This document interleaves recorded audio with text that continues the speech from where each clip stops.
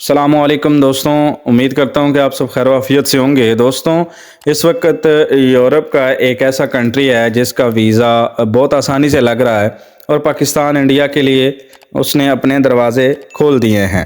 یعنی یورپ کے اندر جانا تو ایک جو ہے نا وہ بہت مشکل سی بات ہے، اور ساتھ ہی ساتھ مختلف کنٹریز ہیں جن کے لیے ہم اپلائی کر رہے ہوتے ہیں عامةً۔ تو ہوتا یہ ہے کہ کبھی کسی کنٹری کے ویزے بند ہیں، کبھی کسی کے کھلے ہوتے ہیں۔ تو آج اس ملک کی بات میں کرنے جا رہا ہوں۔ اس کا ویزا بھی ملنا آسان ہے، ساتھ ہی ساتھ اس کے ویزے کے لیے کچھ بہت زیادہ ایکسپینس کی بھی ضرورت نہیں ہے۔ ایکسپینس ضرور ہیں، لیکن یار دوستوں، آپ لوگ اس بات سے واقف ہوں گے کہ لوگ پیسہ لگا کر بھی انتظار اور پریشانی کا شکار ہیں۔ تو اس وقت پاکستان اور انڈیا کے لیے اس ملک کے دروازے جو ہیں وہ اوپن ہیں۔ یورپ کا یہ ملک ہے، ساتھ ہی یہ یورپین یونین کے اندر شامل ہے۔ اب اس بات کو تھوڑا سا میں کلیئر کر دیتا ہوں کہ یہ یورپین یونین وہ ہے کہ اگر آپ ان 26 ممالک میں سے کسی بھی ملک کے اندر چلے جاتے ہیں جو یورپ یونین کے اندر آتے ہیں، تو آپ باقی 25 ممالک کے اندر بھی جا سکتے ہیں۔ تو دوستوں، میں بات کر رہا ہوں مالٹا ملک کی۔ دوستوں، اس وقت ریسنٹلی 1-1.5 مہینے سے جو ہے وہ مالٹا نے اپنے ویزے اوپن کر رکھے ہیں پاکستان اور انڈیا کے لیے، اور مارچ کے اندر بہت زیادہ ویزے لگ رہے ہیں مالٹا کے لیے۔ تو دوستوں، آپ کو میں ساتھ ہی بتاتا چلوں کہ مالٹا کے اندر جو جابز ہیں وہ کس قسم کی جابز ہیں۔ آپ اگر وہاں پر جانا چاہتے ہیں تو آپ کو جو ہے وہ کوئی زیادہ، اگر آپ کے پاس سکل بھی نہیں ہے، اور ساتھ ایک اور آپ کا سوال ہوتا ہے، اس پہ میں پہلے بات کر لیتا ہوں کہ ہمیں انگلش آنی چاہیے یا نہیں آنی چاہیے۔ تو دوستوں، یہ ضرور سمجھنے والی بات ہے کہ انگلش آپ نے اپنے لیے سیکھنی ہے۔ اگر آپ وہاں پر جا کر ترقی کرنا چاہتے ہیں، پروگریس کرنا چاہتے ہیں، اگلے کی زبان آپ کو آنا ضروری ہے۔ اگر آپ سے کوئی انگلش میں بات کر رہا ہے، آپ کو سمجھ ہی نہ آئے کہ وہ کیا چاہ رہا ہے، آپ کو کوئی سوال کہہ رہا ہے یا کوئی جواب دے رہا ہے، تو آپ کیسے سروائیو وہاں پہ کر سکتے ہیں؟ تو یہ کہ آپ کو انگلش کم از کم اتنی آنی چاہیے کہ آپ اپنی بات کہہ سکیں، اگلے کی بات آپ سن سکیں، سمجھ سکیں۔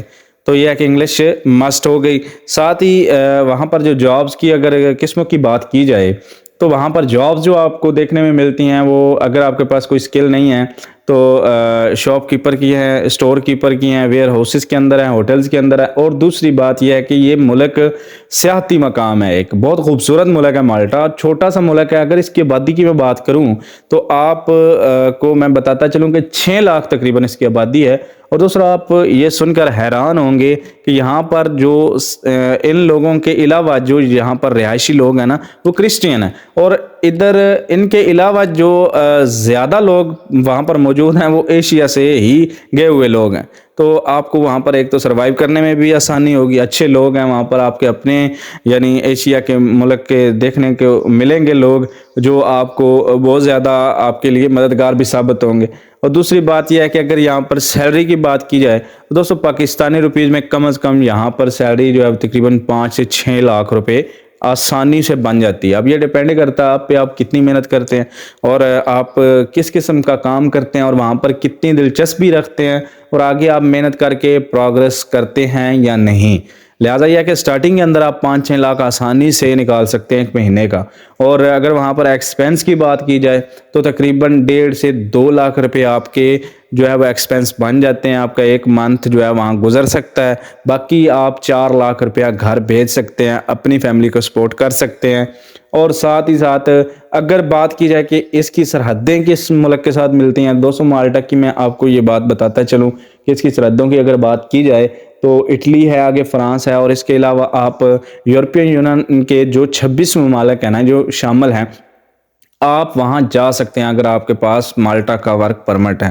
اب یہاں کا ورک پرمٹ ملنا اس لیے آسان ہے کہ ایک تو یہ سیاحتی جو ہے وہ ملک ہے، اور یہاں پر لوگ دیکھنے کو بھی، یعنی سیر و تفریح کے لیے آتے ہیں، اور وزٹر لوگوں کے لیے بھی بڑا آسانی سے جو ہے وہ یہاں کا ویزا مل جاتا ہے۔ لہٰذا یہ ہے کہ یہاں کا ورک پرمٹ بھی ملنا مشکل نہیں ہے۔ اب آپ کو ورک پرمٹ کے بارے میں بتا دیتا ہوں کہ آپ کو لنک ڈسکرپشن میں ڈال دیتا ہوں، جو آپ کے پاس جس قسم کی سکل ہے یار آپ یہاں پر اپلائی کریں. آپ خود جب اپلائی کریں گے کوئی دھوکہ دھڑی نہیں ہوگی آپ کے ساتھ. آپ کو ایک تو اپلائی کرنا آ جائے گا کہ یار ہم نے اپلائی کیسے کرنا ہے, اور دوسری بات یہ ہے کہ جب آپ اپلائی کریں گے اس کے بعد آپ کے ساتھ وہ لوگ کانٹیکٹ کریں گے جب آپ کو آفر لیٹر بھیجا جائے گا.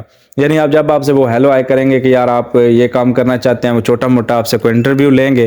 تو یہ بات تھوڑی سی سمجھنے والی ہے, اس کو کیئرفلی سمجھ لیجئے گا کہ جب آپ کو وہ ہائر کر لیں گے, یعنی آفر لیٹر ایک چھوٹا سا آپ کو بھیج دیں گے, ای میل کے تھرو بھیجیں گے کہ یار ہم آپ کو ہائر کرنا چاہتے ہیں. اب اس کے بعد آپ نے کیا کرنا ہے؟ اس کے بعد آپ نے یہ کرنا ہے کہ آپ کے پاس 3-4 ڈاکومنٹس ہونا لازمی ہیں. آپ کو جو ہے وہ میں یہ بھی ڈسکرپشن میں ڈال دیتا ہوں, ایمبیسی کے جو ایڈریس ہیں انڈیا کے یا پاکستان کے, جو جہاں سے بھی آپ اپلائی کر رہے ہوں گے, تو آپ نے ایمبیسی جانا ہے. لیکن جانا تب ہے جب آپ کو آفر لیٹر آ جائے. آفر لیٹر آنے کے بعد جو ڈاکومنٹس آپ کو درکار ہیں وہ ذرا آپ کیئرفلی دھیان سے سن لیجئے. پہلے نمبر پر آپ کے پاس آئی ڈی کارڈ ہونا چاہیے, اور دوسرے نمبر پر آپ کے پاس پاسپورٹ ہونا چاہیے. تیسرے نمبر پر آپ کے پاس وہ آفر لیٹر لازمی ہونا چاہیے, اور چوتھے نمبر پر آپ کے پاس وائٹ بیک گراؤنڈ جو ہے وہ پکچرز ہونی چاہیے. اور اس کے علاوہ جو مین چیز ہے, آپ نے مالٹا کے لیے کریکٹر سرٹیفکیٹ بنوا لینا ہے. اب کچھ لوگ جو ہیں وہ کریکٹر سرٹیفکیٹ کے بارے میں پراپر نہیں جانتے ہوتے, تو تھوڑا سا کلیئر کر دیتا ہوں کہ آپ کے اوپر کوئی کرمنل ریکارڈ تو نہیں ہے, آپ اچھے بندے ہیں, شریف ہیں, یہ دکھانا بڑا مسٹ ہوتا ہے. تو کریکٹر سرٹیفکیٹ آپ کو جو ہے وہ خدمت دفتر سے مل جائے گا. یہ بھی انفارمیشن میں آپ کو ساتھ ہی دیتا جاتا ہوں. کافی لوگوں کو یہ بھی نہیں پتا ہوتا کہ یار کریکٹر سرٹیفکیٹ کہاں سے نکلتا ہے. تو جو خدمت آفس ہے پولیس سینٹر کا, آپ وہاں پہ جا کے کریکٹر سرٹیفکیٹ اپنا نکلوا سکتے ہیں. اب کریکٹر سرٹیفکیٹ کے لیے آپ کو کیا کیا چاہیے؟ آپ کے پاس آپ کا آئی ڈی کارڈ ہوتا ہے, آپ کو پاسپورٹ لے کر جانا ہے, اس کی کاپی ہو اگر تو چل جائے گی. تو وہاں سے آپ جو ہے وہ بآسانی, اگر آپ پکچر لے جاتے ہیں اپنی تو زیادہ بہتر ہے, نہیں تو وہ آپ کو آپ کی پکچر خود بنا لیں گے. کریکٹر سرٹیفکیٹ آپ نے ساتھ لگا لینا ہے, اور پھر آپ نے ایمبیسی جانا ہے. ایمبیسی جا کے ان کو بولنا ہے کہ یہ آفر لیٹر ہمارا آیا ہے اور یہ آفر لیٹر کے تھرو ہم اپلائی کرنا چاہتے ہیں. اس کے بعد آپ نے اپلائی کر دینا ہے. تو دوستو یہ ایک چھوٹا سا پروسیس ہے. آپ خود سوچیں, اگر آپ ان تمام پروسیس میں سے گزر جاتے ہیں اور آپ نے خود سارے کام کیے ہیں, کوئی آپ کے کوئی زیادہ جو ہے وہ آپ کو پرابلم کا سامنا نہیں کرنا پڑے گا. ایک تو آپ کو خود کام کرنا آ جائے گا کہ یار ہم نے اپلائی کیسے کرنا ہے. ایسے ہی کرتے کرتے ایک دن آپ بہترین جگہ بھی سلیکٹ کر لیں گے. لیکن یہ ہے کہ اگر آپ ایسے اپلائی کرتے ہیں اور آپ کا ویزا لگ جاتا ہے تو یار میرے خیال سے نہ آپ نے خواری لی نہ دھکے. تو یہ ہے کہ یہ ایسے آپشنز ہم آ رہے ہوتے ہیں ہمارے سامنے, ہمیں نظر بھی آ رہے ہوتے ہیں, لیکن ہم یار نہ کر نہیں پا رہے ہوتے, ہمیں کرنا نہیں آتا کہ ہم کیسے کریں. لہذا یہ ہے کہ آپ نے خود ٹرائی کرنا ہے. اور مالٹا اس وقت دھڑا دھڑ ویزے دے رہا ہے پاکستانیوں کو, انڈینز کو, اور آپ یہاں پر خود ٹرائی کریں. اور وہاں جا کر ایک اچھا مستقبل ہے, ایک اچھا اور خوبصورت انوائرمنٹ ہے فیملی کے لیے بھی.